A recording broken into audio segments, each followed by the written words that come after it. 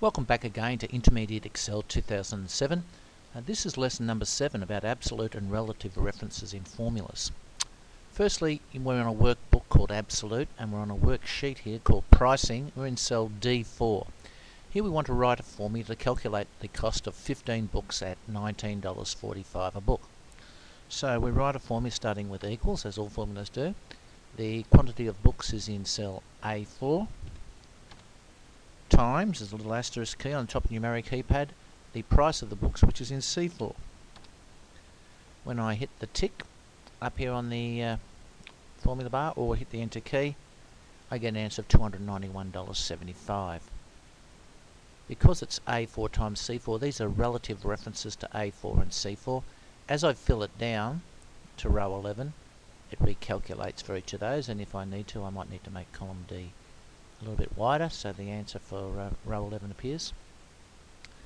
Back to the original formula, it was A4 times C4.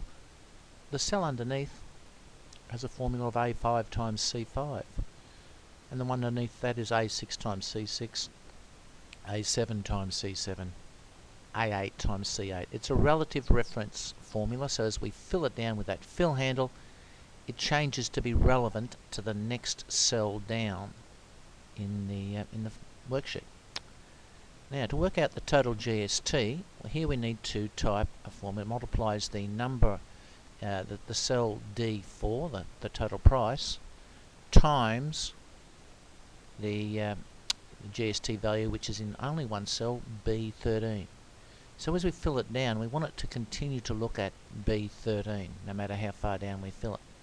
So we do this by typing this formula. We're going to type in here that this cell equals D4, which is, as we've done before, times, now because we want an absolute reference to B13, so it always looks at B13 no matter how far down we fill it, we put a dollar sign in front of the letter and the number.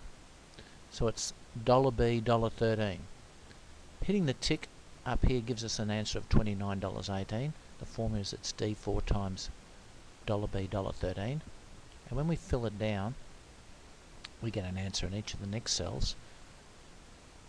The answer in cell E5 is that cell equals D5, the next one down, times $B, $13. And the next one down is D6.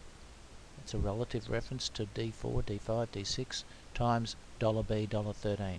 Doesn't matter how far down we fill it, it keeps looking at B13.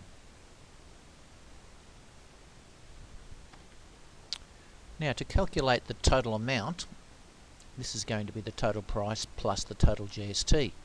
And then we want to fill that down to row 5 and row 6 and row 7 and so row 8. So here in cell F4, we're going to write a formula. This cell equals D4 plus E4. No dollar signs. Again, hitting the tick up here gives us an answer of $320.93. It's D4 plus E4. And as we fill it down, we get an answer in each of the next columns, each of the next cells. Maybe make column F a bit wider. And the next one down is D5 plus E5, D6 plus E6, D7 plus E7.